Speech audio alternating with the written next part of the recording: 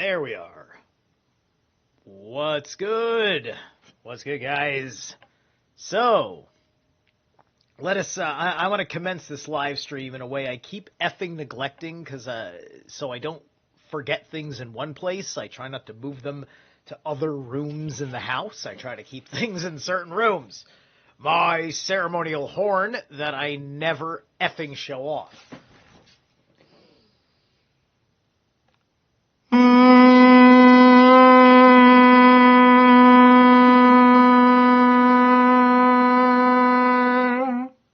Alright, there we go.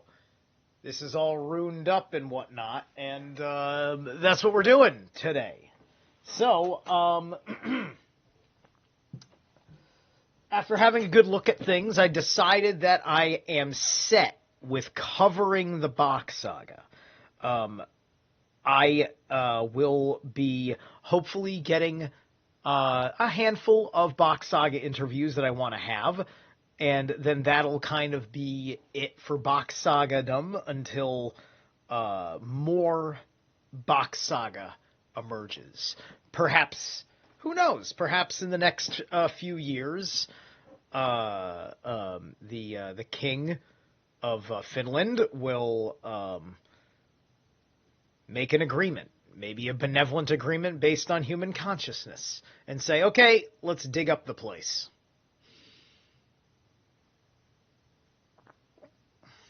So, what's up? We got Saniko Parsons and feral as fuck, I assume is what the AF is. It's Nicole's kid. She said you were her friend.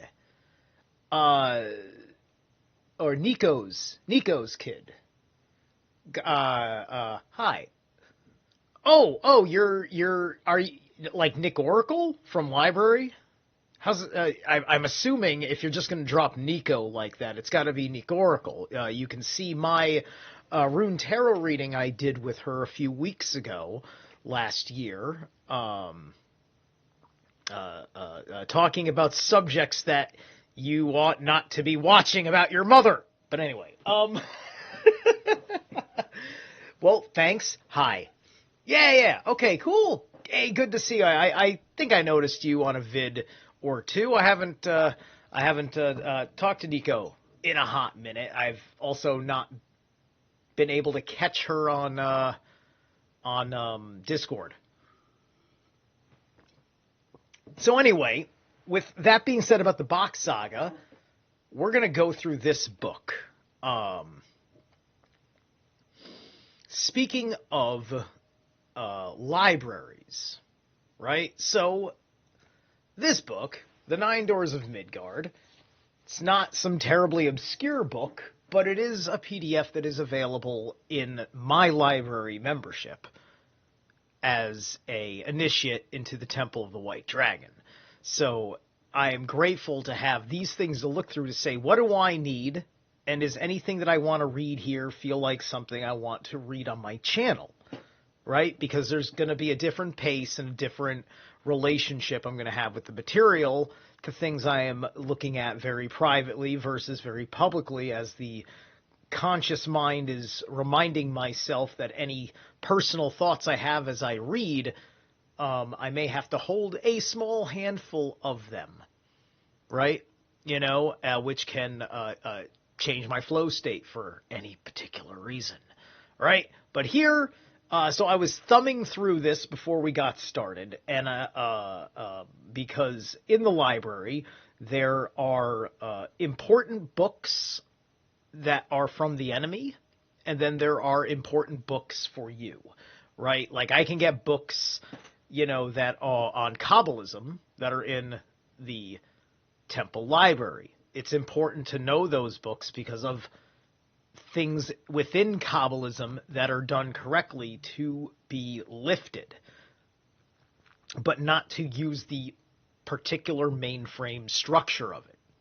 And this book is not one of those books. This book is not, I can see that it really isn't reaching for anything Abrahamic, right? You'll see what I mean as I go through it. And at least as far as core, things that are core to the metaphysics and basically the soul reflection, which is important to how things relate in your understanding of mythos, which is part of what gives us our stronger grasp of an idea of the gods.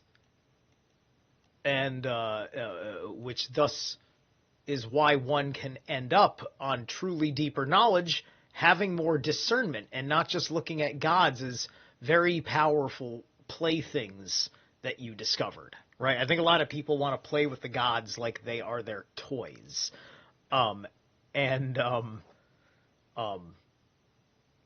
Like, you might be having an experience with the spirits of those gods, right? It's just like Thor has various things associated with him, like certain dwarves, Loki, a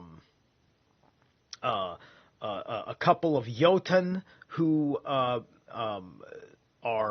helpers to Thor in lieu of his goats not being present due to their maiming by Loki's tricks. And so, like, you know, it's like the way that, like, you feel like Odin's there because you had the augury of a raven or a corvid of some sort, right? So you're like, the Allfather, right? The Allfather's not there, but seeing a fucking corvid is letting you know that the influence of the Allfather is present, because it's like one of his fucking spirits. That's much more of your everyday relationship with, quote, God. It's, you know, it's not that conscious force is not quite the omni with you that you think that it is, et cetera, right? But you have to also see that the reason why the gods aren't around so damn much is because, you know, we're on par with them. It's just that we're the kinds of souls that are designed for this experience and this reality, and this is the most important thing. And you have to start with that understanding that here and now is the most important thing. And that the reason why people are looking for immortality is because they don't want to lose their sense of eternity, right? They're afraid of the ending of themselves via the death process, right? And that fear is only rational in the ego, right? And I'm going to allow my ego to be afraid of death, because my ego is also trying to keep me here running for as long as the spirit running this body cares to, right? Like these are the particular ways you end up talking about yourself energetically. The deeper and deeper you go, and you're making sure that you're parsing meaning, right? You're parsing meaning so that every word is feeding your audience and feeding you the better details of what a thing is. So anyway, I'm excited from what I thumbed through. This is going to be pretty cool. There's going to be some exercise kind of stuff, some demonstratable kind of stuff that I really appreciated. And, I thought I sized that correctly. All right. So a curriculum of rune work. And it's a second ed. Ymrin Dreiten of the Rune Guild. Ermin Dreiten. I'm interested in the Ermin part because it's very close to Ymir. So it's kind of interesting that it's Ermin.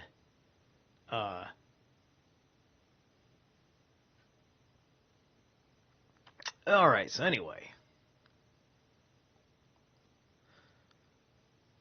So I'll give this a little bit of an introduction. This work is the first systematic introduction to rune lore available in many centuries. This age requires and allows some new approaches, to be sure. We have changed over the centuries in question, but at the same time, we are as traditional as possible. The Guild does not fear innovation. In fact, we embrace it, but only after the tradition has been thoroughly examined for all it has to offer. Too often in the history of the runic revival, various proponents have actually taken their preconceived notions about what the runes should say and then runicized them. We avoid this type of pseudo-innovation at all costs.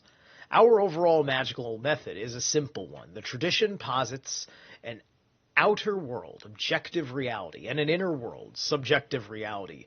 The work of the runer is the exploration of both of these worlds for what they have to offer in the search for wisdom.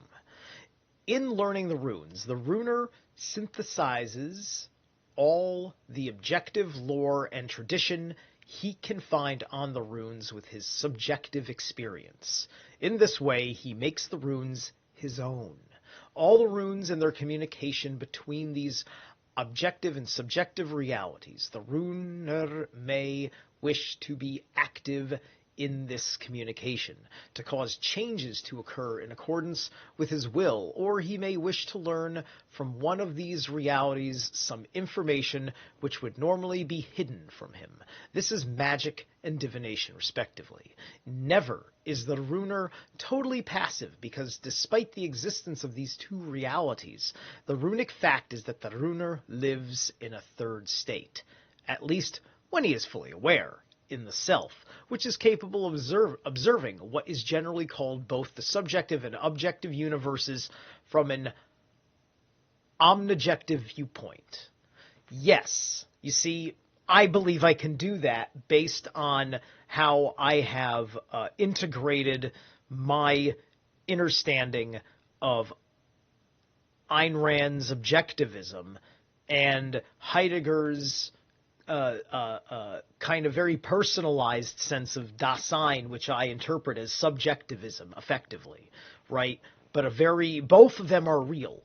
Both of them interpret reality. It's like reading it's like looking at a Rorschach blot, and it's just like, are you looking at the negative space or the positive space of the image? And imagine just saying yes. Right? That's me many times, looking at the positive and negative and the difference between the two, or the same between the two.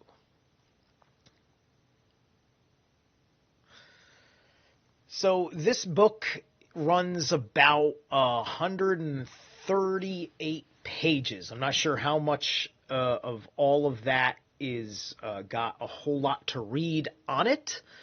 But we're going to get started. It's 3:18 now, and I want to go on till about 5 o'clock. Then I want to take care of some errands before the office closes. I'm excited. I'm getting back to full-time work next week. In the bag, set, go.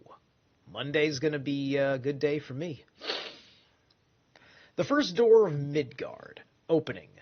Before the embark through the first door of Midgard, you should be familiar with the material in Rune Lore by Edred, with the contents of at least one of the basic introductions to Germanic religion and mythology listed in the bibliography. Now, I have not read his Rune Lore, but I am certain I will be able to deduce a number of things where I am at with already my relationship with the runes and everything else. You should also decide whether you wish to become formally affiliated with the guild, or whether you will just be using the guild curriculum as a part of your own private work. If you choose to affiliate with the guild, you will be sent a document outlining the rites and oaths to be taken. Otherwise, just continue with the work of the 9 doors as outlined here. You can choose to join the guild at any time in the future, and you will be welcome. I will? Really? Just like that? So I could, kill a guy? I'm kidding. Anyway, begin your guild work on a day which is significant to you. This schedule represents the work to be done on a daily basis and its ordering within a daily working session. 1. Hammer hallowing. 2. Daily rite of dedication. 3. Vocalic breathing. 4. Concentration visualization exercise. 5. Steva exercise. 6. Closing formula. 7. Pad work. If your pad work, see below, is done in a formal meditative way, include it in your session between the Steva exercise and the closing formula. You may wish to perform the work more than once a day. You may want to some single exercise more often. Okay, that makes sense. Or you may want to do some single exercise more often. All that is up to each individual runer. It may or may not hasten your progress. Choose a regular time and place to cultivate the habit of daily going to your private vey, or sacred enclosure, and doing your holy duty to your forebears and to your gods and goddesses. The program of daily work outlined here should not last over 30 minutes at its longest stage of development. Make a special notebook called the Galdr book, in which you will rewrite all exercises, rituals, etc. in your own hand and record all your work results and progress on a day-to-day basis. This Galdr book be the book from which you work each day. Evaluate your performance on each part of the program every day with suggestions to yourself on how you could improve. You might also want to record other events of magical significance to you in the Galdr book. Right? It's your book of spells. It's just that's what it is. Just your book of spells. All right? Okay. Reading. The runer should begin a reading program of work drawn from the bibliography printed at the end of this book. At the beginning of every door, there will be suggestions as to what works should be most helpful during the period covered by the door's work. However, the runer is really encouraged to go beyond the list and incorporate other comparable works into the reading. All right, see you later, Farrell. Into the reading program. Works for that appear with an asterisk are required and have content so unique that they cannot be replaced by other titles. Suggested reading for the first door is Rune Lore, Futhark, Rune Song, Rune Might, and then the runes by Ralph Elliott. The others are all by this guy, by Edred. Introduction to English Runes, R.I. Page. Runes by R.I. Page. The Art and Practice of Getting Material Things Through. Creative Visualization, Ophiel. Concentration, Monai Sedu. Concentration, Monai Sadu. That sounds like Mount Sinai to me. It's a little weird, but interesting. Seeing with the Mind's Eye, Mike and Nancy Samuels, and Concentration, Ernest Woods. Workings. To begin the training program of the 9 Doors of Midgard, the runer should start on a day of some significance, personal or traditional. 1 point for pronouncing asterisk. Asterisk is not that hard. Plus, as an occultist, I have to say Astaroth once in a while, and so what's an isk and an off between friends? Anyway,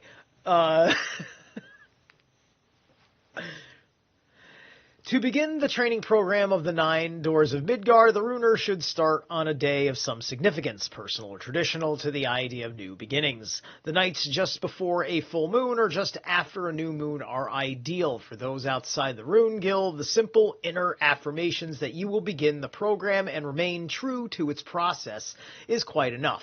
This is then coupled with the daily rite of dedication to be used by all runers in the 9 Doors program. For those formally affiliated with the guild, there is a lone rite of entry to be performed. Rites of daily work are to be performed as opening and closing ceremonies for the formalized sessions of exercise, but certainly need not be carried out each time you wish to practice an exercise in an odd free moment or in connections with less formal exercises. Before beginning the daily exercise program, perform the following. Right? I don't get the any vibes that like he's attempting to like get you in some sort of like live your entire goddamn life in ritual kind of fucking lifestyle. I mean, he even mentioned earlier, like, this should all just accumulate to like half an hour or something like that, right? Just to give us a time frame, and because it sounds like a whole lot, but when you think about how much just time you're sacrificing, the rest is how fast you can do it. And because your mind has to think about it consciously in the beginning, it takes a while. After a month, it all becomes kind of second nature, automatic. I go through, if I have to watch the clock when I wake up, I can go through my dawn rituals very quickly because I need a certain period of time to be in the shower, because I got to get out of the shower by a certain time, so I have enough time to cook while getting dressed. Like, it's a whole flow, right? And that whole flow where I really start my day comes at the very close of my ritual when I wake up every day, right? Because every day I get up, I take care of my body's demands. Not even its needs, its demands. We all know what demands the body makes when you wake up, guys, right? Especially if you ate a lot the night before, which I like to eat a lot because I'm trying to put on weight now. Can you fucking believe it? Put on weight. Why am I putting on weight? Crazy. But anyway, my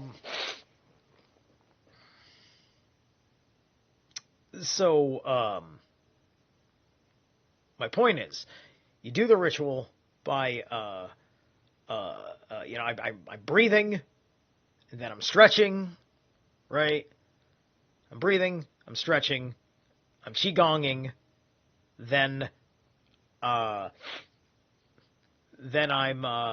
meditating, and then I'm doing evocation affirmations. Largely I am based evocation affirmations. Closed all off by blowing on the ceremonial horn you saw me start the show with. And then after that, I pop up and I can finally be done waking up. Now I'm awake. Now I'm in the shower. And now I'm moving at my speed. Right? That's how I give myself the time. And it used to take me like 90 minutes to do all that if I just went through it all super slow. And I can condense all of that shit down to 30 minutes. I can probably condense it down to 15. I've done some pretty hardcore... I've done things where I've basically had to cut almost the whole ritual out, but just did some basic stuff. Because, the stretching at the very least is like, body's got to get activated, and I need the breathing to go along with that, right? So the breathing, half the stretching, it's just like, there's ways you get, like, you do it, and it's just like, that's life, right? And I have a feeling that this is kind of the same vibe. I get the same vibe. But anyway, daily rite of dedication.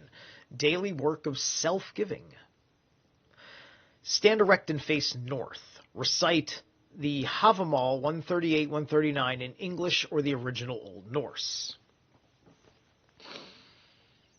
I know that I hung on a windy tree, nights all 9, wounded by the gar, given to Odin, myself to myself, on that tree, of which no man knoweth from what roots it rises.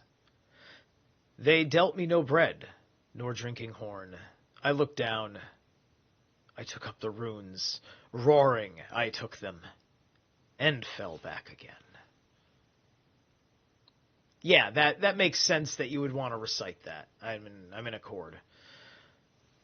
That reads in Old Norse. Vet ek at ek hik. Vind gamme nete alla nu gira andeder och gefen åthne. Selfum mer. Them medi mengi vet hevers han af rotten rin. Vith helfi mik silde nevid hornigi. Lista ek nider nam ek upp runnar.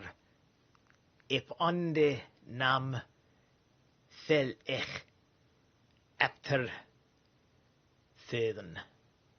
Okay, that's the smoothest I can do Old Norse so far. How am I doing? All right.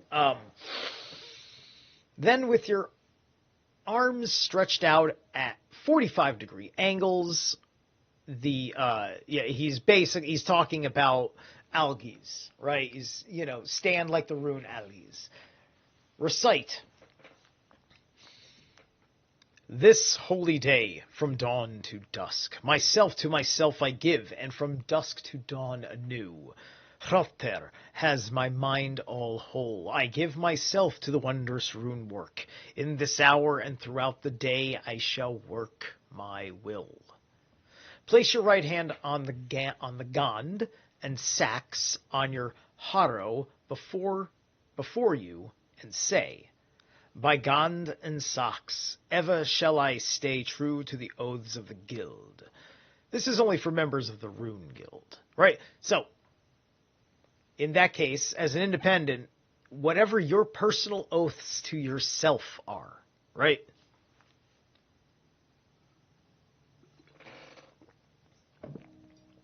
Or, down the line, if I am so inclined to continue into my higher phases of initiation with the temple, there are level 2, 3, and 4 temple rites to come eventually, right? And I hope to have myself in the right place to find the right time to pull the trigger on my Ulfidnar training, which is also the level 2 training, which is one of the services provided in the Mystery School that's only available to people who've done level 1 and have been doing level 1 for quite some time, and I've been doing level 1 since 2018. At this point, it's my choice when to do it, when I can prioritize the payments, right? Anyway. Then say, so shall it be. At the end of the formal daily exercise session, perform the following. The closing formula, or end work. Stand erect facing north. Place arms at a 90-degree angle straight out from the body. And recite Havamal 164 in English or Old Norse. Now are Har's sayings said in Har's hall. Helpful to the sons of men, but to no help to Etin's son. Hail the one who speaks them. Hail the one who knows them. Gain the one who gets them. hail those who hear them.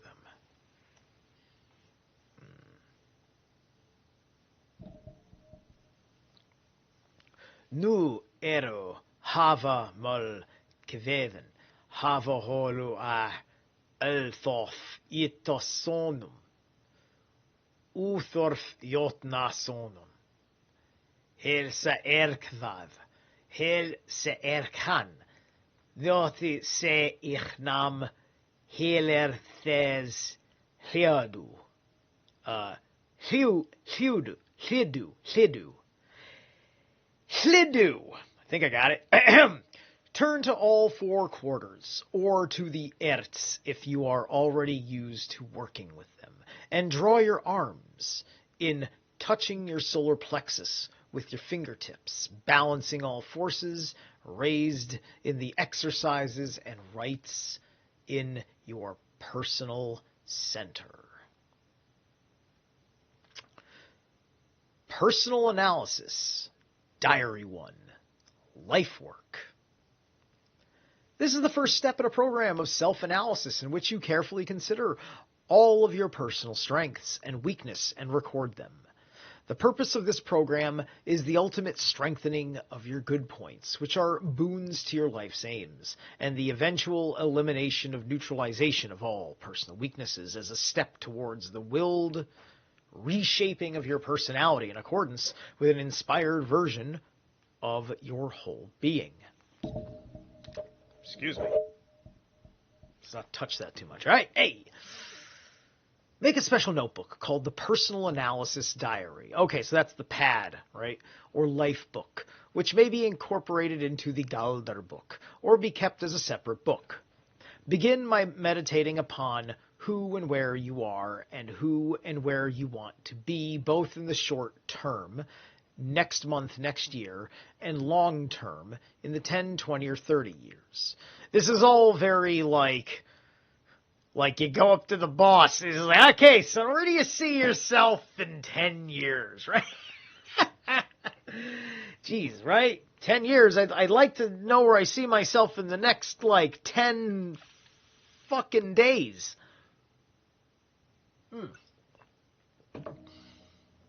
Anyway, but no, this ability to forward think in certain steps is important, and I don't do it enough. I'll tell you that much, right? And but now it's not because it's like everything kind of comes at me in certain orders of operations. I got to take certain steps. Because of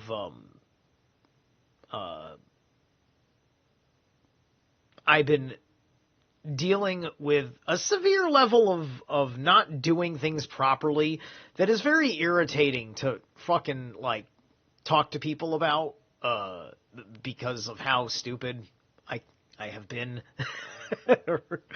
So this is just kind of part of the backwards mind system that I had to be raised with by people that wouldn't know a damn thing about smartening somebody up on that level because of the conversation about education that needed to evolve. But anyway, so where was I? 10, 20, okay, in an orderly fashion. These meditations may simply take the form of casual introspection, which you may conduct at odd times in the day set aside for this purpose.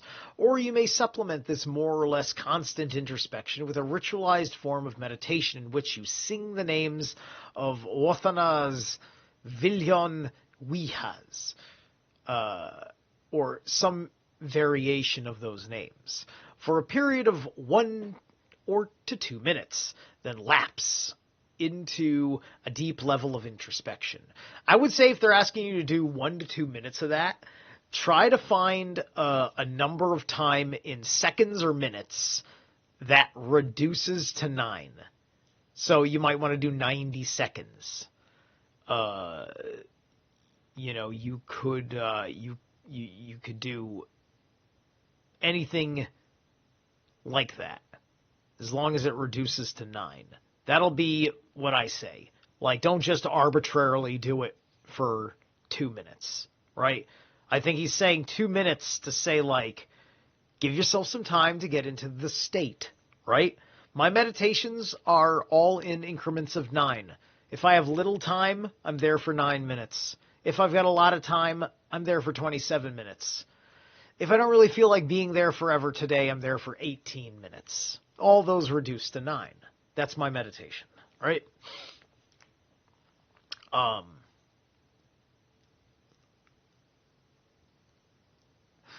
This charges your huger, or your hue, the intellect or mind, with the qualities of this triad or gods. Actually, there are all hypostases of the god generally known as Odin or Woden. Their names mean master of inspiration, strong will, and holiness. Respectively, these beginning meditations, introspections, should continue for at least 2 weeks, but not much more than that. Then go on to the next phase. You begin the second phase of the pod process by simultaneously forming 2 lists of quality habits: personality, characteristics, conditions, etc. The first list, the bright list, is to be made up of those things advantageous to your willed direction and which you generally consider to be your strengths. The second list, the murk list, is to be made up of those things disadvantaged to your willed direction and which you consider to be weaknesses. Be absolutely brutal with yourself. Your ability to reshape your life harmoniously and in accordance with your will is dependent upon an honest and true evaluation. This listing process should go on for at least 3 weeks, but not more than 5 at the initial stage. That sounds like a whole, that almost sounds like an overkill amount of time to be brutal with yourself, you know what I mean?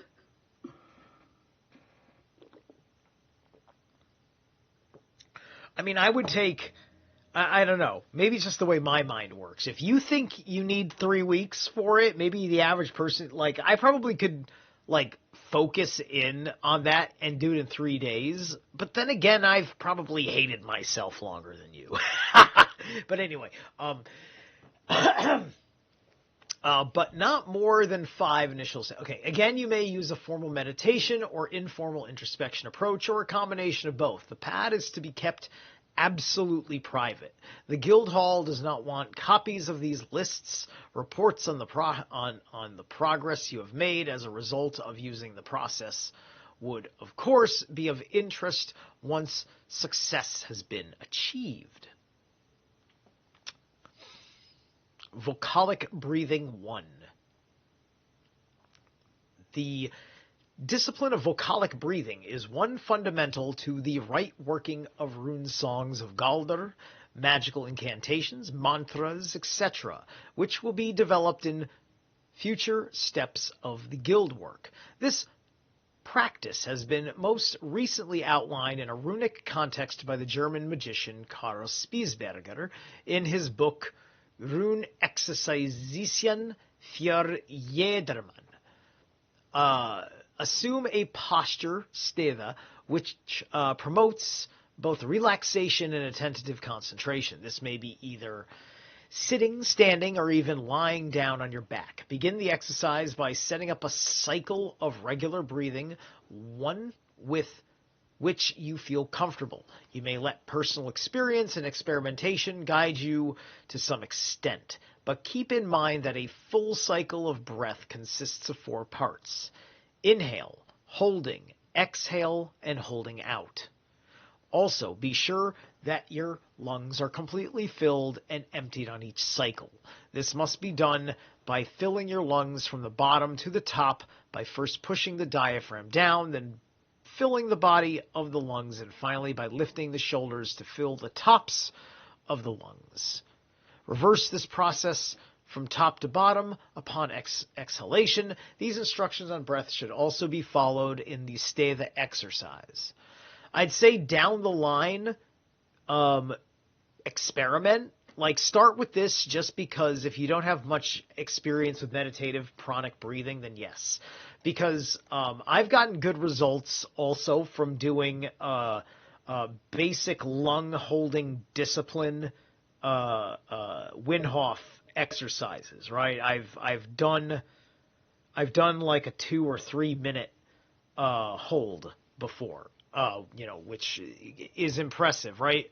And you really have to put your body in an ultra state of calm, and then each time you're doing the breathing, you're giving it more of this ultra state of calm because you don't want to like I get afraid to like wiggle. If I wiggle my finger, my heart rate's going to go up slightly and transition more oxygen to carbon dioxide, and I won't be able to hold the breath so long. That's what I go through, right, in my head. It's just like, hold it nice and easy. Hold it nice and easy. You don't even feel it, do you? Right? And then, like, for the period of time where I don't even feel that I'm holding my breath, I'm in this awesome state of mind until the pressure in the center chest starts to kick in, where, it's the itch of suffocation, right? It's starting to creep in. It's just like, there it is. There's the itch.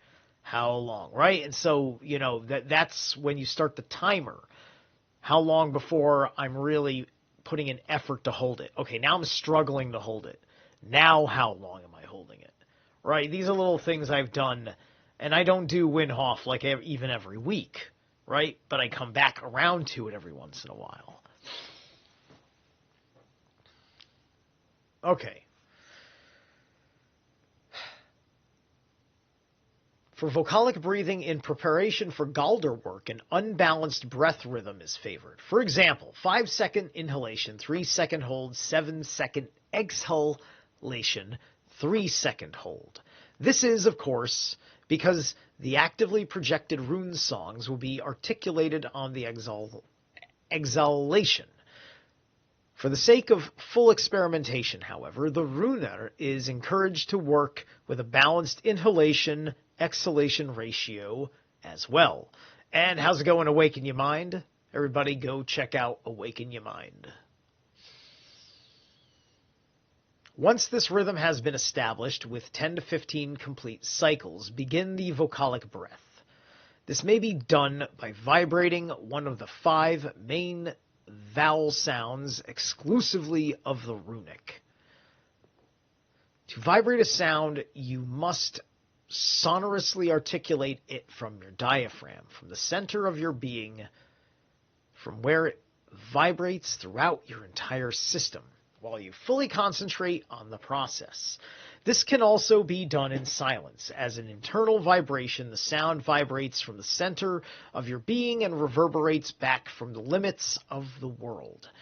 With each breath cycle, sing another vowel and sound until you have completed all 5.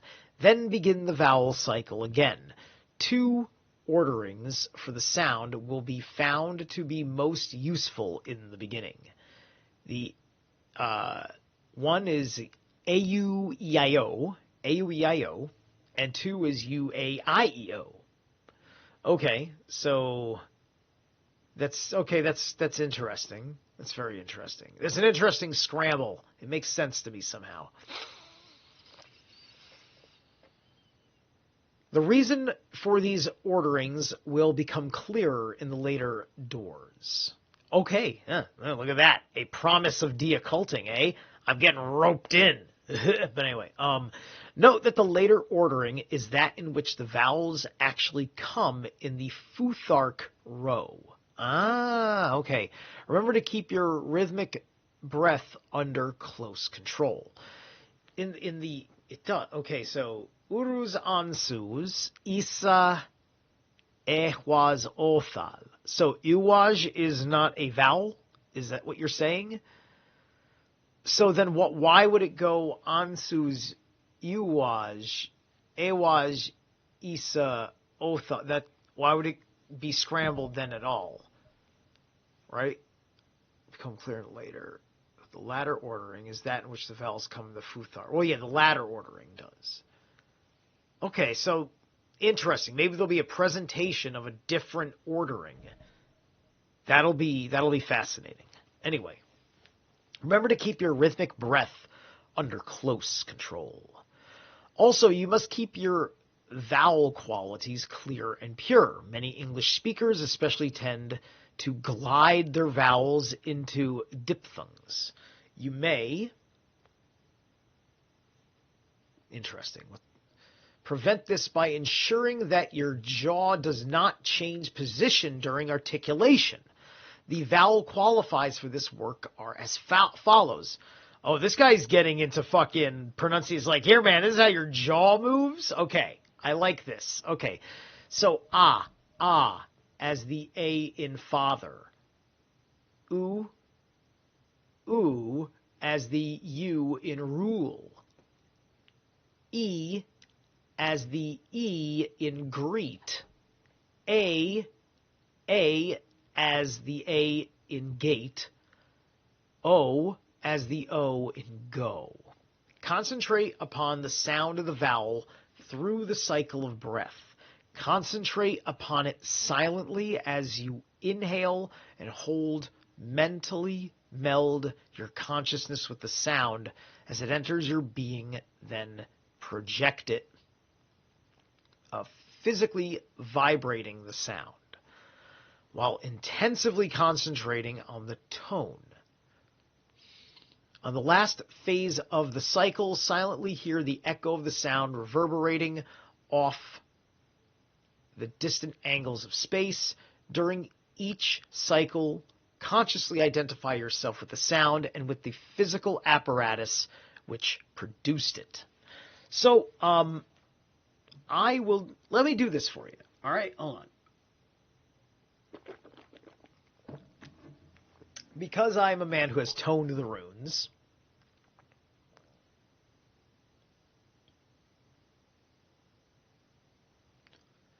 actually, give me a second. Let me read this here. Begin doing this exercise for about 2 minutes and add 30 seconds each day, holding the plateaus for a couple of days if you feel the need to solidify your concentration until you can comfortably do this work with a deep level of attention for about 10 minutes. So, like, when I'm toning the runes, I'll give you, like, where is it? Okay, so the latter, U-A-I-E-O. We'll do U-A-I-E-O because it's coming from the Futhark order of vowels. So this is what I would do if I was vocalizing them.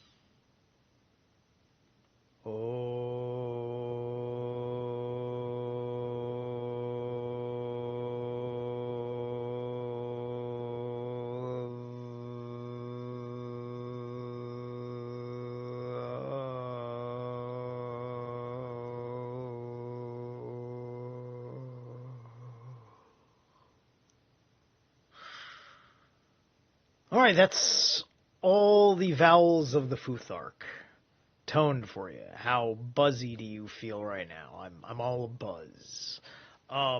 Okay, so we've been about an hour, so we're about halfway through this session. So I'm going to take a short break, and then we're going to come back and do concentration visualization 1, and we'll keep going for another hour. But let me yap with you for a second while I arbitrarily pull up... Oh no, some music. Why did I close that? I didn't want to close that. I'll put it back up later. All right. Let's see. What kind of ear torture do I want to give you today? Ha! No. Thinking.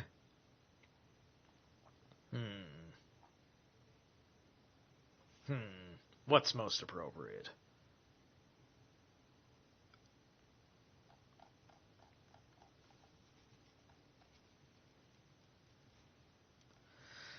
The band you heard at the beginning is called Fenrir, and so I kind of picked them out of a hat kind of situation.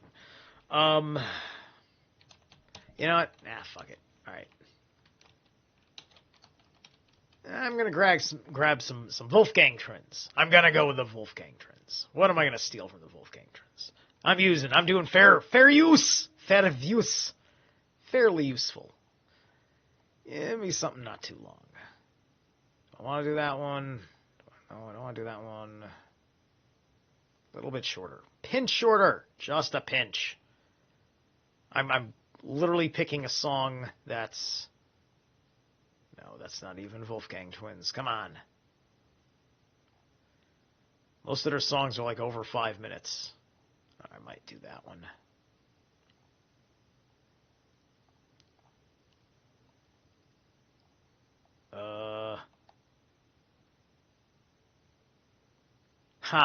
No.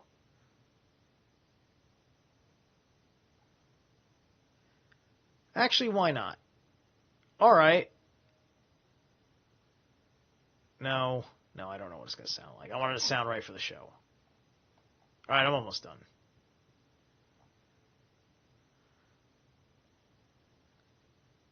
There we go. We'll do this one.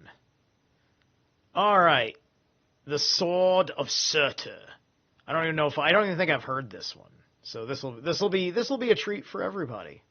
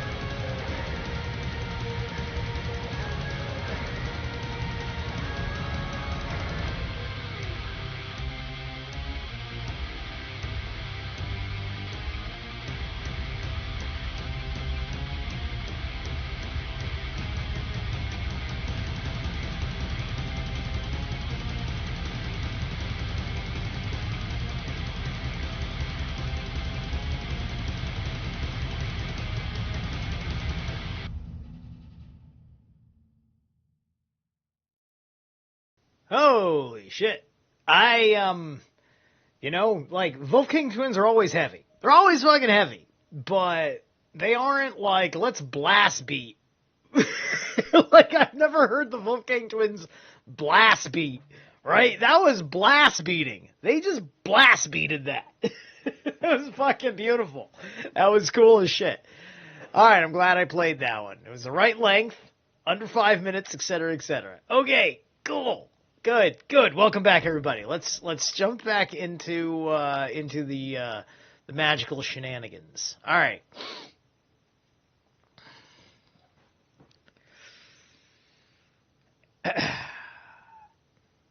Concentration and Visualization 1. Under this heading, fall a number of exercises of a general nature, as well as of a traditional runic kind. You can experiment with the mental exercises 1 through 3 as you will. They can provide many openings, but the rune thinking must be worked as outlined every day. Mental exercise. The following exercises are intended to help develop the will necessary to the rune work. The concentration visualization exercise should all be performed with a naturally comfortable but regular breathing rhythm. Gather a few, 6 to 9, small, simple, everyday objects of various shapes and colors and black cloth, see below, and neutral background surface. Sit in a comfortable, relaxed position with these things before you within each easy reach and 2 to 3 feet from your eyes. Also before you, back some distance, there should be a single natural light source, such as a candle. Place 3 of the objects on the neutral surface and cover them with the cloth. Relax and mentally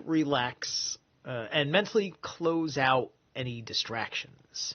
Now shift the object around beneath the cloth. Remove the cloth and study the things for 3 to 4 minutes without touching them, and fix their colors, textures, shapes, shadows, relationships to each other's sizes. In short, every factor you can.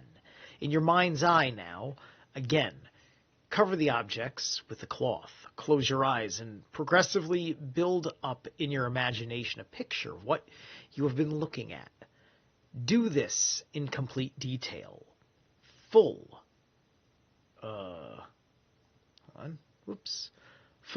color picture of what you have been looking at. Do this in complete detail, full color, and in 3 dimensions. Do not lose heart if it is not complete at first. This is hard work. Work on the image at least as long as you look at it and then lift the cloth. Hold the image you had built up in your mind and compare it to what you see before you. Again, study the object, and again, lower the cloth. Close your eyes and correct any errors in your vision. Use every device you can to build and detail the object. Repeat the actual observation and image building several times until you feel at ease with the result, but do not exceed a total period of 30 minutes. As your ability grows, add more items to the group, 1 item at a time. Vary the arrangement each time and occasionally vary the objects.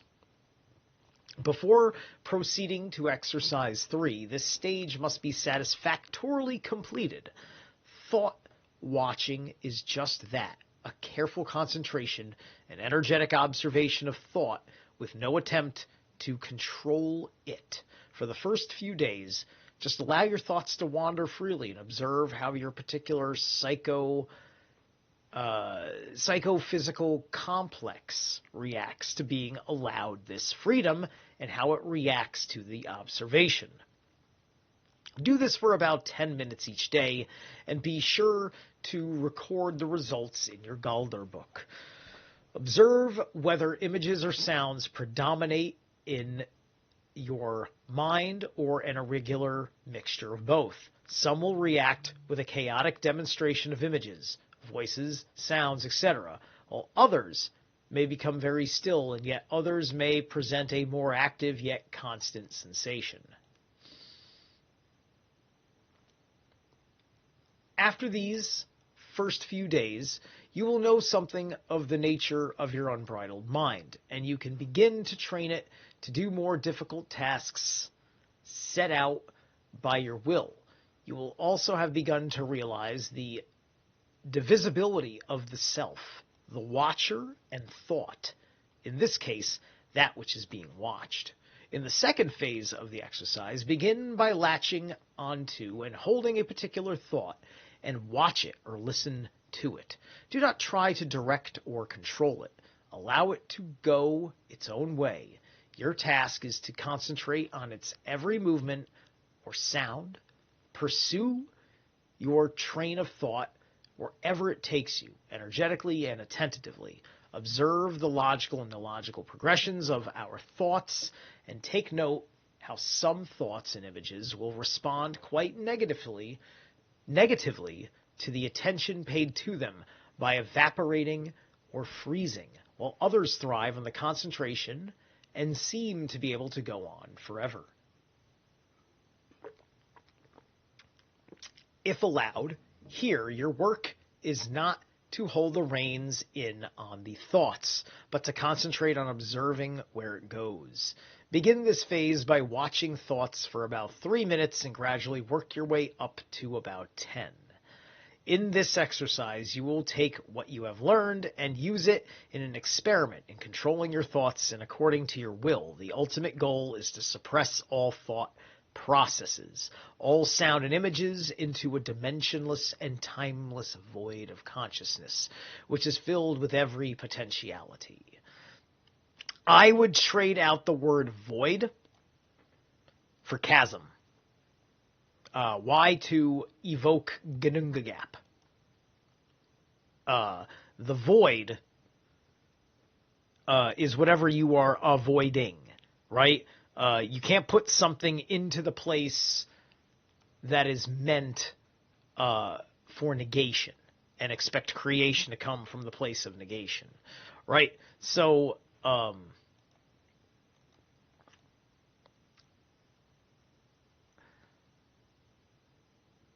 because the void has a whole lot of associations with it, and the Gnostic false concept of the world being void and without form, right? Which is, which is kind of part of all these ideas of this horrible world that exists underneath it all. Is just this voidless, formless place. And thankfully, we have this tyrannical boss man who keeps us being good people, right?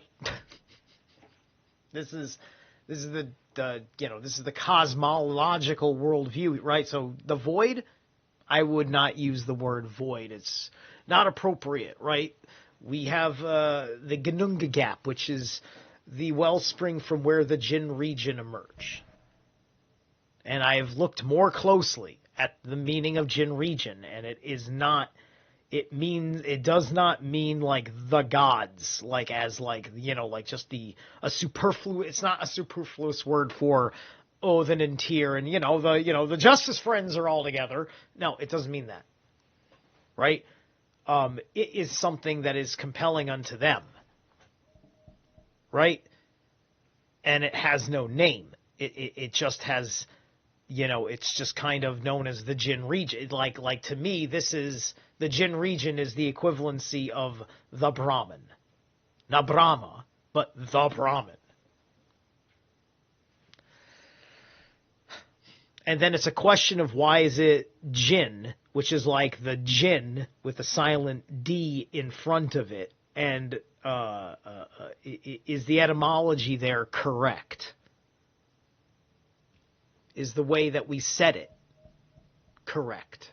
right? The linguistics have to line up properly, right? And I believe that they do. I believe these things have been cross-checked 20 bazillion times, right? And then we have the Bach saga bringing things into more perfect focus. So anyway, let's get back to it.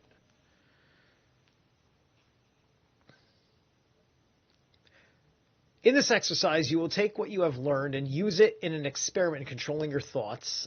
I'm sorry, there we go. The stead of timeless stillness may be reached by subordinating all image to one image and all sound to one sound. The image is the bright point, and the sound is that of a runic vowel. Usually the O or the I is used. Begin by setting up some object to serve as your bright point, a candle flame or its reflection in a dish of ink or on an opaque, smooth, convex surface is excellent. Even more traditional methods are the reflection of the sun or moon in liquid, or on the blade of your sax, rune knife, or direct contemplation of the pole star. Also, a fine line rather than a point. The sharp edge of your sax is good. The use of a fine line rather than a point. The sharp edge of your sax is good. The use of a sharp edge angle for making contact with other worlds is well known in Nordic lore. C.J. Simpson's Icelandic Folktales and Legends, 176 and 77. Any of these mechanics should, of course, be set up before you begin the exercises, so as not to disturb the flow of the whole. Or you may, if you are able, simply visualize a point of brightness in a black space and concentrate on that in any event. Concentrate on the image of the bright point and mentally hear the continuous vowel sounds. All other images are burned away by the point, and all sounds are swallowed up by the vowels. Mark well your results in the exercise in the Galder book. The aim of this work of the stead of stillness is to help the runer gain some knowledge of the magical place within himself or herself. The results of this will vary from person to person. They can be quite dramatic. If you find the icy stead of stillness and are able to enter into it of any length of time, it will be unmistakable. However, future guild work may be necessary before this point is fully attained. Another exercise of this type, which you might want to take up at this time, is the production of a thought vacuum. This is actually the twin concept of the stead of stillness. The point in this work, you are to concentrate on a void nothingness. To do this, first imagine yourself, your mind, as the limits of all known space, and then empty that space of all sound and image. Now imagine that any sound or word, light or image entering the space is at once burned, snatched away by the talons of the great eagle before it even has a chance to manifest itself. This may seem difficult at first, but keep at it and success will follow. You can keep a record of the number of times your concentration is disturbed by using a string of beads. See the section on equipment. As a break in attention occurs, move a bead. After the exercise, you will have a record of the breaks and one obtained with the least disturbance during the work. This record will also help you assess your day-to-day progress. For the stead of stillness and the thought vacuum control exercises, you should begin with no more than a minute and eventually work up to 5 minutes. These may become an ongoing work which many runers will wish to return from time to time. As with all concentration visualization exercises, if you have a day when you just cannot seem to concentrate, and there will be these, Come back the next day and try again for the same length of time, or perhaps a little less. Before going on, by the same token, progress may be speedier if you find yourself able to hold your concentration for longer periods, then increase the pace of the time progression in the Rune Guild program. So me, like I talked about earlier, I wake up and I give myself enough time, right? I give myself enough time to take care of business and get on with it. And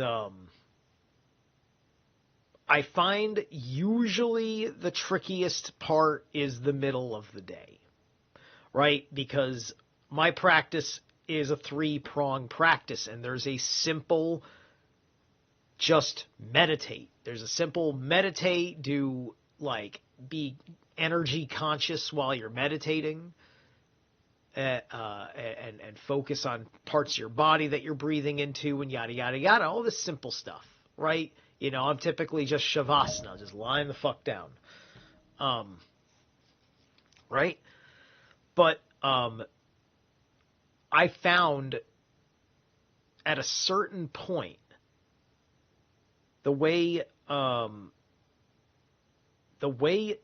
even though there wasn't really that much that changed with my time per se at work, but when I was at that the florist, the first year, I would just go, I'd get it's a 15-minute thing in reality, right? When I was doing this as the Warrior 90-Day Challenge, 15 minutes, I'm meditating, right?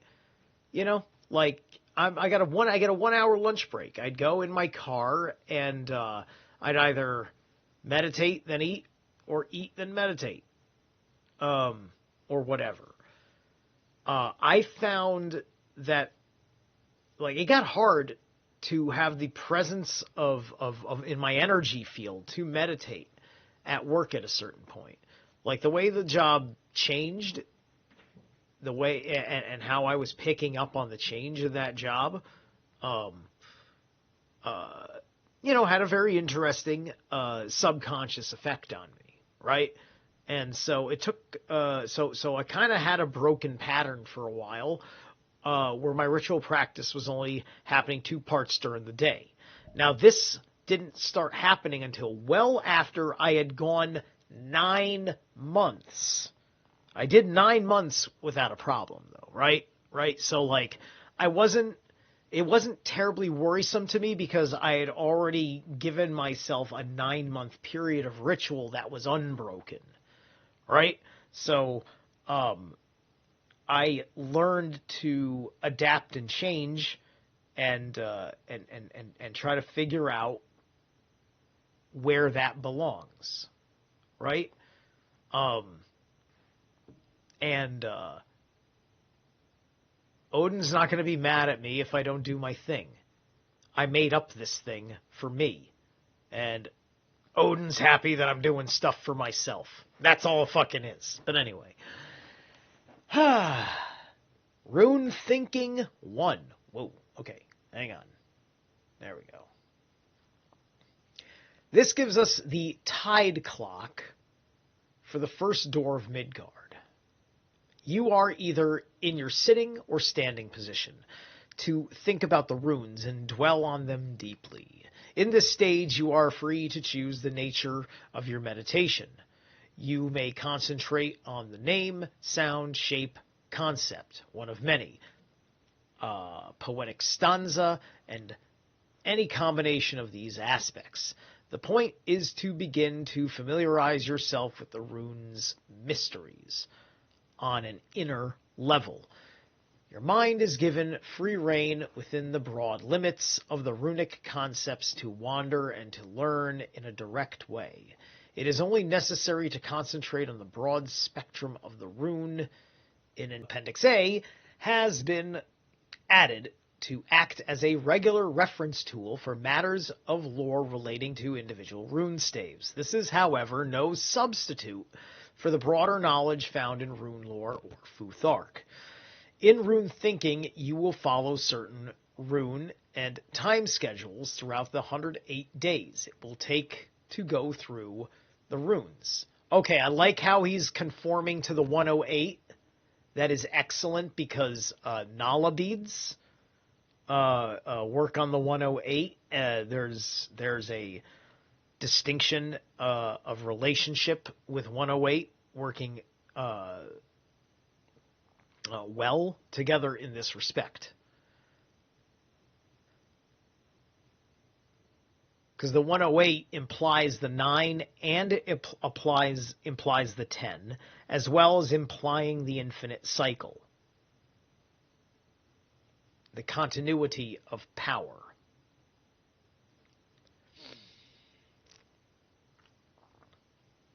So, all right, if I'm looking at that correctly, that's Fehu 1. And I think that's Uwaj 12. The work of each rune will take 9 days. That is, you will spend 9 days on Fehu, 9 days on Uruz, etc., etc. Those exercises will follow the time schedule of 5, 6, 6, 7, 8, 8, 9, 10, 10. Okay?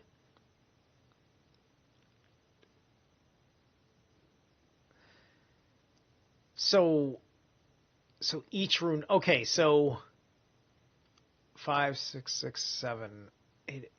Interesting. I wonder why there's like double 6, double 8, double 10. Right? I'm wondering what exactly is the, because obviously he's got some numerology going on here, right? You know? I felt like there wasn't really solid numerology behind his time distinctions before when he's talking about 2 minutes, 5 minutes, da-da-da-da, right? It's just like, it came off more arbitrary to me. He didn't have a real quantified purpose, right? So I gave you a little bit of added value to what was excellent advice that he gave. And I am now wondering what this is all about. Perhaps I missed something in one of these books I'm supposed to read. But anyway, so that would make sense. So I guess you would do day 1, 5 minutes on Fehu, and then 6 minutes on Fehu, 6 minutes again on Fehu, then 7. It's interesting, right? So this schedule is then to be repeated for each rune. The construction of such schedules is perhaps a good habit to get into for various aspects of your training. Some type of timer, for example, a kitchen timer,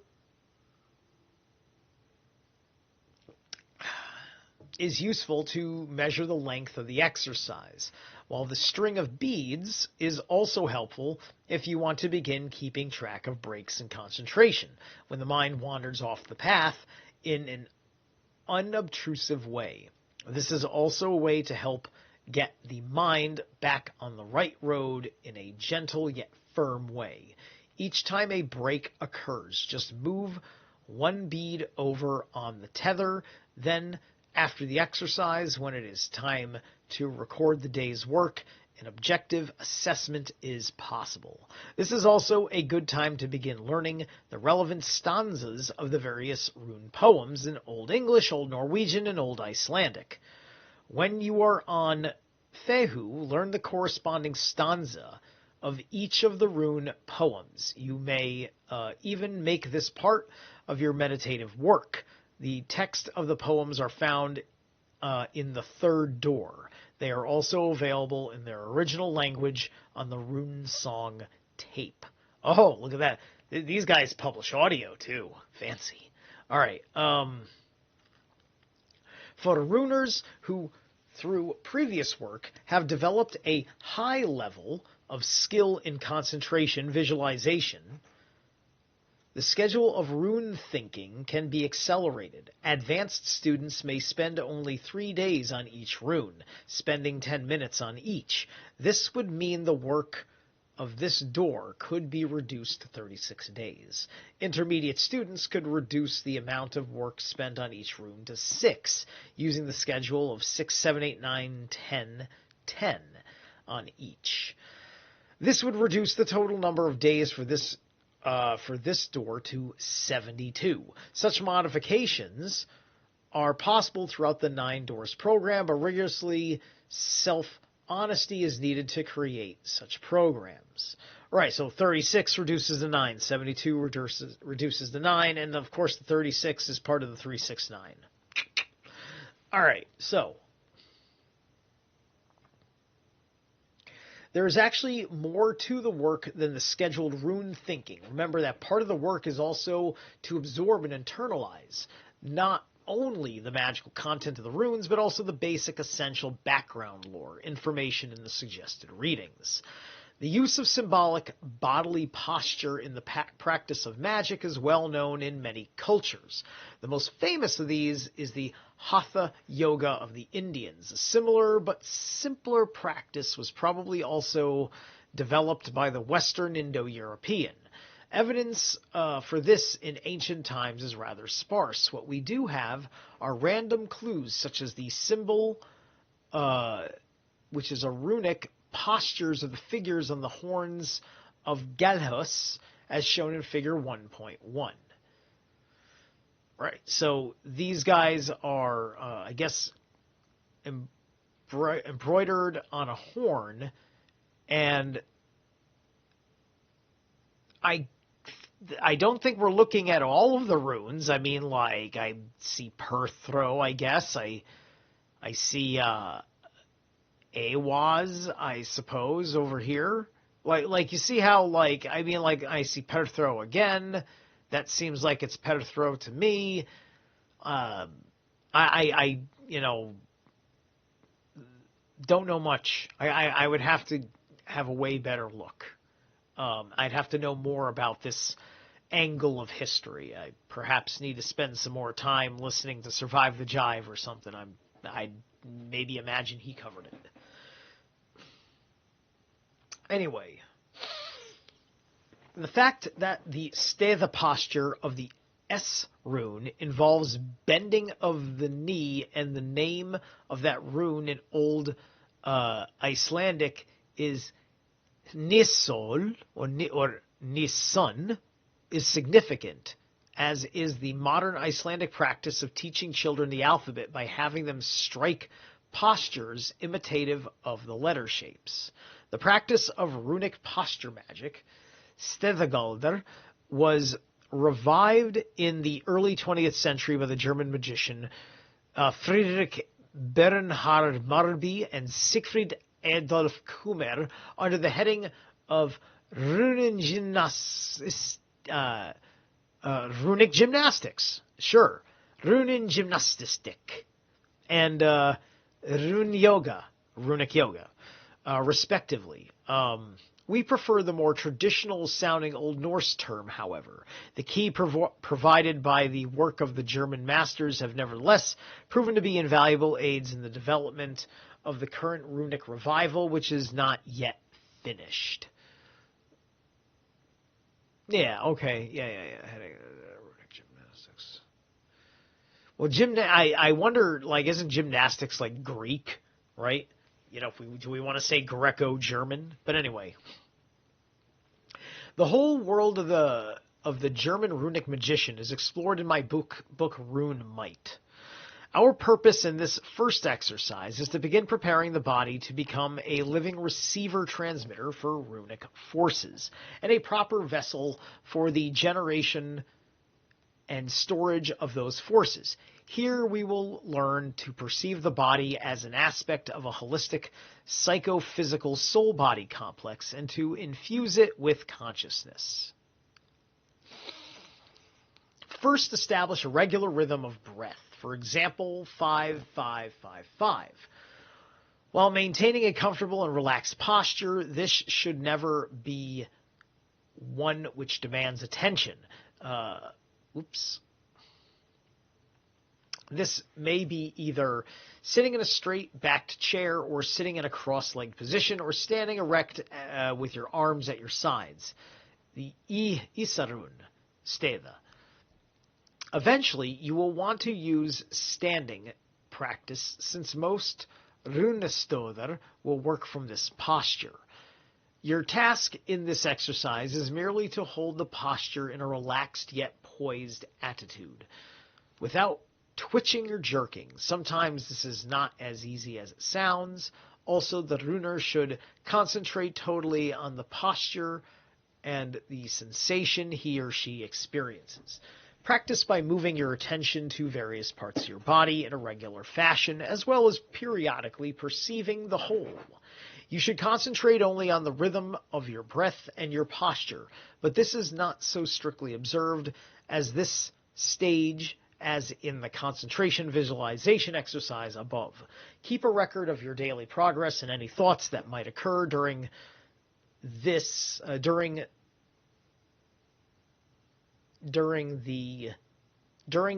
this work. There's some sort of typo going on there. During the work. We'll just say during the work.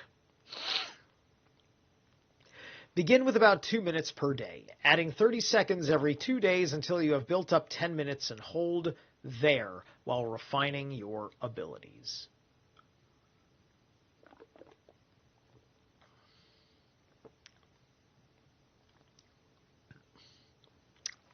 Rune tools. The basic tools that you will need for the work of the 9 doors are, for the most part, outlined in Futhark, page 83.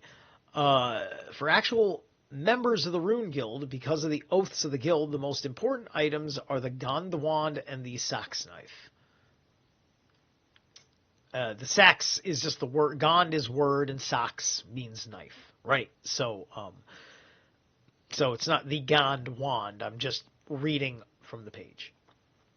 The string of beads mentioned above can be made easily from a leather thong and 24 wooden beads strung upon the thong. But be sure to leave plenty of room, a foot or so, to allow you to move the beads back and forth. This instrument will prove valuable in many kinds of workings. There are some other items you will need. You will want to get a timer, such as a kitchen timer, to time your exercises without having to watch the clock. The digital types are especially useful since they are silent. A black cloth about 9 by 9, a notebook or blank book to serve as your Galder book, and plenty of candles or an oil lamp for illumination complete the special kind of tools you will need to get started. All right, what we got here?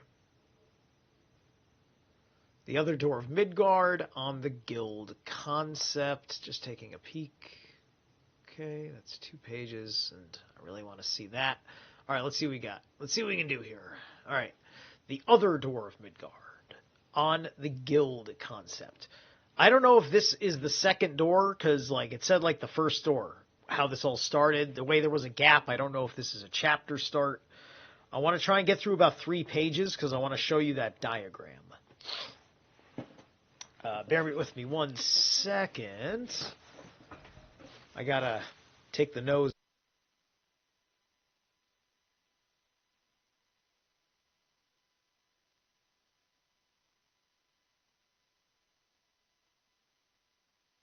Okay. On the guild concept. In order to preserve and to reflect ancient organizational principles, our society is called a guild. We prefer the more archaic English Norse spelling to the franchised spelling of guild with a U, and not an order. Both concepts share some characteristics, but each has its own unique features as well. The Latin term that corresponds to guild is collegium, which of course gives us the word college. Order entered our language through church, Latin, and at first referred to ecclesiastical orders and so forth. All right, so by saying a guild, he's basically saying, this is our school. This is, mystery school, right? Mystery school. This is a mystery school, right? Well, this thing I'm wearing is from my mystery school. Mine, as in, I've gone through initiation. It's not my school. Just, don't get those things confused. People got to listen. When I'm shouting out people like Seth Gazboza, stop. Please don't think that it's. It's me, because Black Earth Productions is about self-discovery and empowerment and things like that. So it is me. But at the same time, I'm also got my side that represents this thing that I think there's more people out there that would benefit greatly from a commitment to it, because it's a very free and open commitment. And it's been that way forever. I've been there forever. But anyway,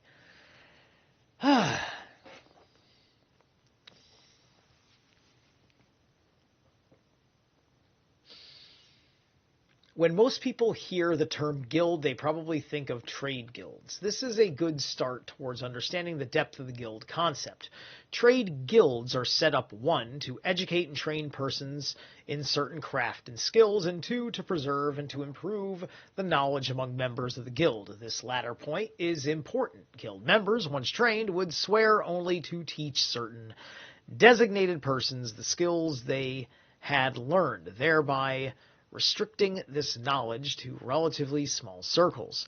The practical purpose of this is twofold: to protect the quality of the knowledge and to ensure that the prestige and power of the guild was preserved. In order for the system to work, however, the knowledge must be of an exclusive, virtually secret type. It is one of the responsibilities of the guild to see to it that such knowledge is held in confidence, otherwise the system becomes a farce.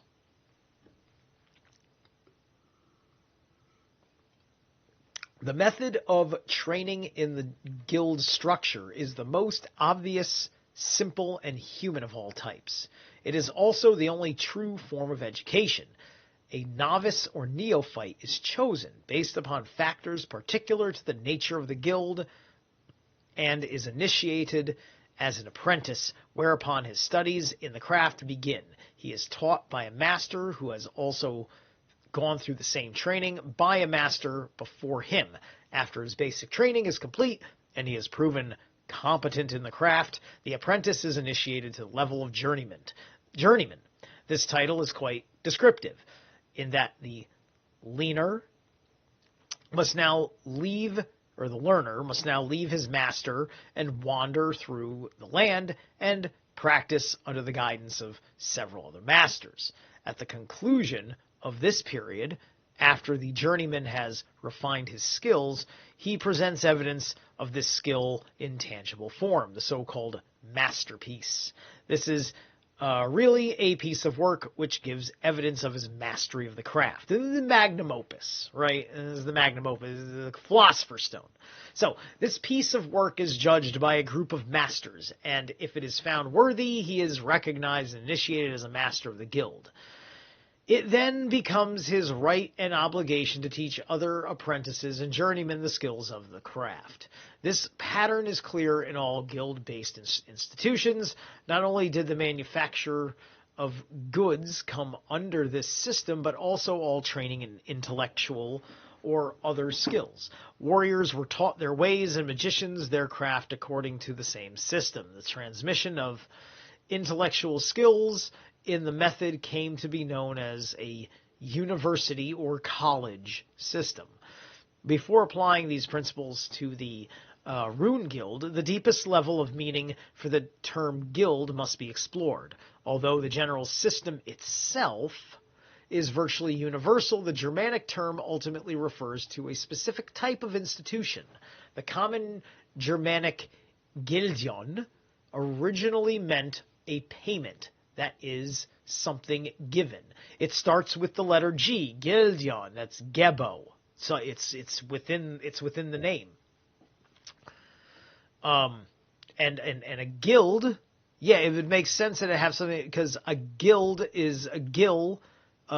Sometimes is a word for money, like cash. Give me gill, right?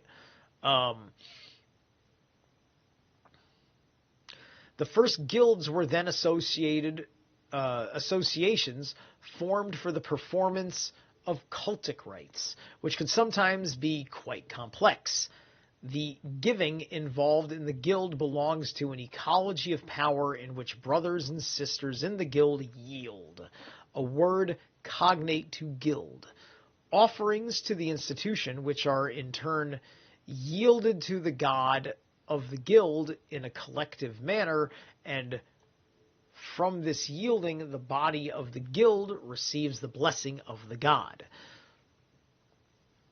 I would use the word bestowing instead of blessing. You know how I am about that.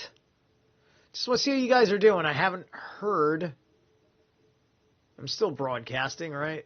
I can't even tell. Can't even tell if I'm broadcasting because I closed the thing out. Go back to the studio here. Because I don't see any feedback from anybody. 1 second. Where is...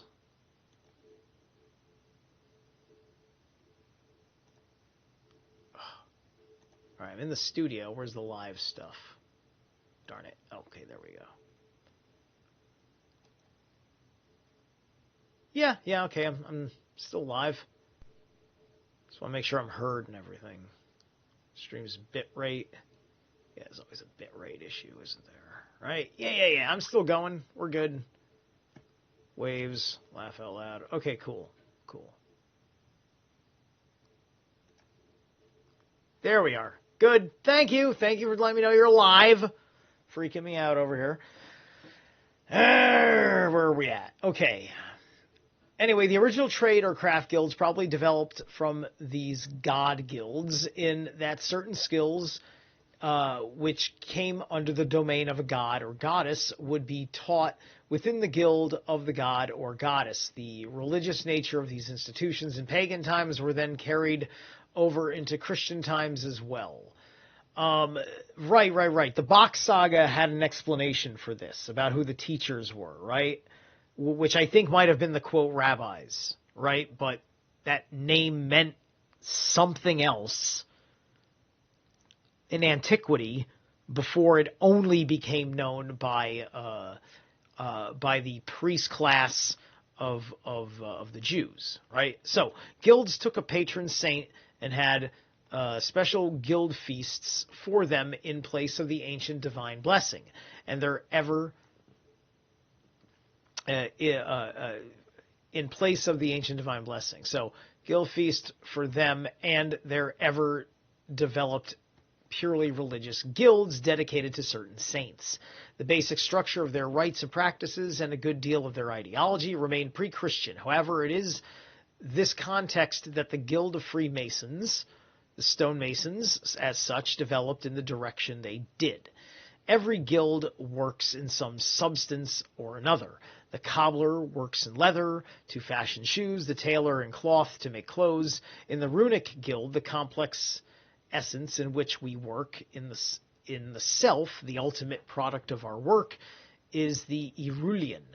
It is important that the maintenance of the quality of the individual products and of collective whole, that the methods of the guild and its rituals, such as they are known to any one guilder, be kept secret from outsiders. Diffusion of these forms would only lead to the dissipation of their power. However, it is our advantage that the true secrets are contained in the essence behind the forms. The forms themselves are pathways or tools towards the realization of the essence. Therefore, should our secrets ever be disseminated by an untrue guilder, and after the betrayers had been weeded out by the magical acts of will, the rune masters of the guild would merely alter the forms, thereby invalidating the previous ones and preserving the access to the true essence for true guilders only. Those in possession of the old forms would just be led into confusion by their ill-gotten gains. The purpose of our guild is the shaping of selves. Guided by the hidden god Woden, the shape of each of these selves is unique, as is the way in which Woden speaks to each of these selves. The guild and its rune masters can give lore and rune maps and provide a social framework for the initiation of individuals and maintain standards in all realms. But it and we cannot do the work for any individual, nor can we initiate an individual in a manner similar to plugging them in to our own stream. The Woden within, the essence of the self, initiates. The guild recognizes these facts. To sum up, a guild is a man-made institution for the initiation of individuals into a given system of knowledge and reality. This institution is charged with the responsibility of maintaining a link with the gods, with the god of that guild, and preserving among men and women the quality of the essence of the god and of the craft that is taught within the guild. Then it gets into soul lore, and we're getting close to the end here. So I'm just showing you some stuff that's coming up, right? This is like, I like these little bits here showing you energy. This is like for energy, right? The importance of different angles, so on and so forth. So what I enjoy here, look at this. Doesn't this look vaguely familiar? Doesn't it look vaguely familiar? Yes. This is a evolution, in a way you could say, a progression, as the psychosomatic northern soul complex versus what this is calling itself, which is the traditional body soul complex, right? I believe all of these elements are in here. I've watched the video on this on Black Earth Productions like 5 fucking times at least, right? It takes so long to look at all of that and imagine how long it takes to understand all of those principles, all of their overlapping relationships, spatial correspondences, etc., the forms that are made by their intersectional relationships, right? Imagine needing to have a perfect sense of all of that, internally speaking, right? It's one of the reasons why I really wanted to get this this hoodie, to help me out too. All right, so I think I'm going to call it right here. Been almost 2 hours, and I've got some stuff to do, and I think cutting off at this page and starting off on soul lore, we'll talk more about the soul complex. I think I want to watch this psychosomatic northern soul complex video again before I go into this chapter. So that way I have some more proper knowledge and wisdom correlated on the matter. And so I will catch you guys soon. Thanks so much for tuning in, checking me out. Please like, share, subscribe, hit the bell notification, and we'll see more of these things in the near future. Peace out.